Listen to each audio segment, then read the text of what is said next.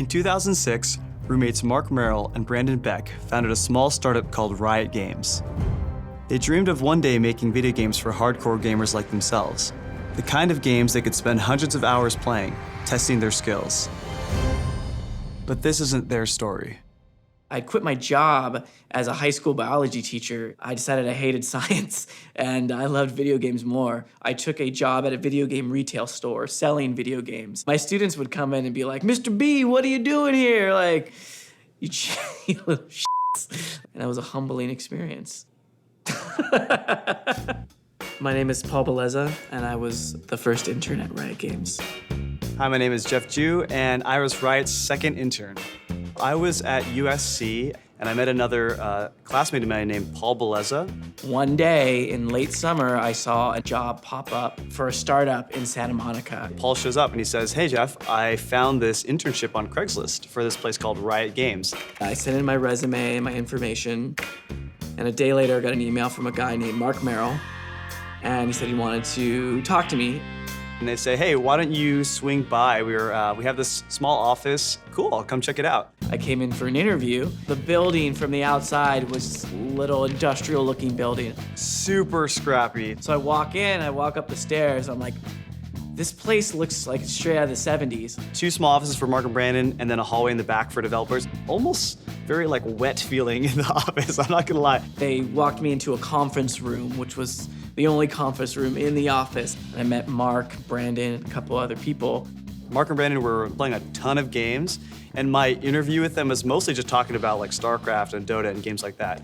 Both Marc and Brandon were harping on that need to just make games for people like us. Riot Games was really clear and embodied in the name of the company from day one. The idea they had in their heads were gamers like holding up their joysticks and their keyboards and writing for better games. They're like, "Do you want to be an intern?" And I was like, "Yes, finally, like I'm in, like I'm gonna get an internship in the game industry." I became the first intern at Riot at that moment. So when I got the job, the position was quality assurance, the idea that you come in and play the game and help them figure out how to make it better. There wasn't much quality to assure at the time. There wasn't anything there. It sucked for a really long time. Playtesting League of Legends was a harrowing experience. My name is Colt Hallam, and I was the third intern at Riot Games. You would have these giant bugs where just characters would fall over dead sometimes for no reason. It was a flat plane with no bottom, like a clear glass bottom forever. And we would do lane tests and 1v1 each other. And some little characters running across, no environment, nothing. We didn't even have a concept of brush at the time. We would just run up the lanes and smack each other with their abilities. There were a lot of flubs here and there. It was just a broken mess. It just wouldn't do the things we wanted to do. So we'd pop in there for 10 minutes, test something new and be like, I can't achieve the objectives. I can't coordinate. It just felt sloppy. Steve Snow was like the only producer at the time. In the early days, he showed up and he noticed we weren't playing the game. Maybe we'd play the game once a day in the morning just to see if new things had come in, but we'd grown accustomed to the slow rate of change, and so we kind of got lazy. So he basically was like, "Okay guys," he rounded us all up, he said, "You gotta eat your own dog food. Every day, we're gonna play the game, and that's how we're gonna make it better." So once we started to do the daily playtest, as an entire company, we got to see what needed to get fixed and prioritized. Marc and Brandon's early vision of the company was unique because they gave us, each person in the company, a lot of autonomy. So, myself, I was an intern, Paul's an intern, Colt's an intern. They let us do so much more than you would think an intern would do at a company. Like, we got to work on the game, we got to come up with the game rules, we got to work on characters. When making a character, you can approach it in a number of different angles. The main angle that we had is we found something, a nugget. Like, Teemo came from a napkin drawing. Teemo was born from seeing the dark side of League of Legends. We had Scion, we had Singed, we had Annie, who's super dark. I want somebody who's an underdog, courageous. He fights guys that are like 10 times bigger than him, and he just outsmarts his opponents. So that's where he's born from. I think in the game, after you play against Teemo, you think differently. He's kind of an asshole. Teemo is the devil. but I think in his heart, he's very pure and courageous.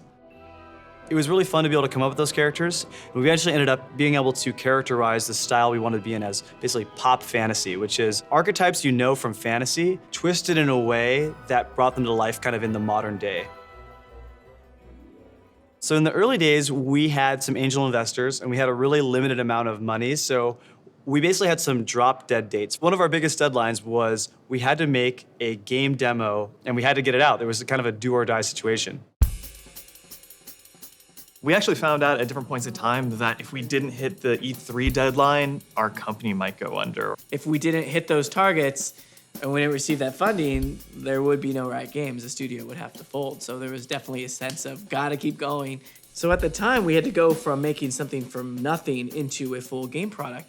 It's everything from getting art in the game, and that's just concept art, 3D art, animation, particle effects. You need to have like the environment art, you need concept art for that. You need to place it, come up with design for each of these characters. What about the menus? You have to do the GUI design and the front end design. What software license program? What type of servers do we use? How do you build a server? What's going to be located? Should we build a store? How do we build a network? Like, just imagine making a game like from scratch, and I'm like, man, what are we doing here? Like, how are we gonna get this done? I don't know what I'm doing. Does anybody else know what they're doing? We spent about 2 weeks cutting a demo video.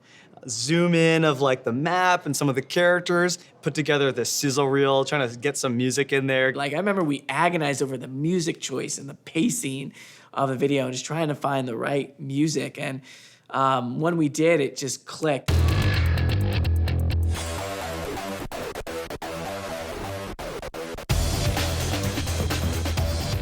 You saw Annie, you saw Singe, you flew over the castle.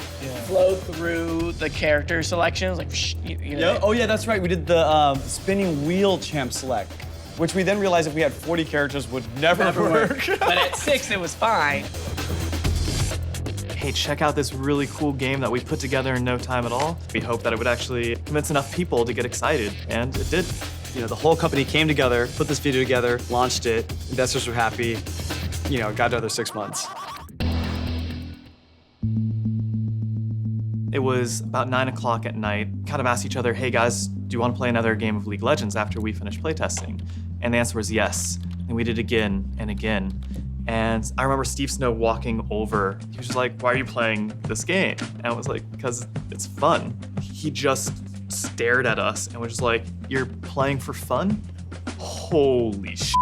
Everyone stop what you're doing. He called the entire company together. It's the one like football pep talk moment that I can really think about in my life, where he was like, listen, you got it, you did it. Like full steam ahead. Looking back in this 10-year journey, I was able to see this company go from just a ragtag group of like-minded gamers and developers to where we are today. And I just feel really, really fortunate to have seen it and be a part of it.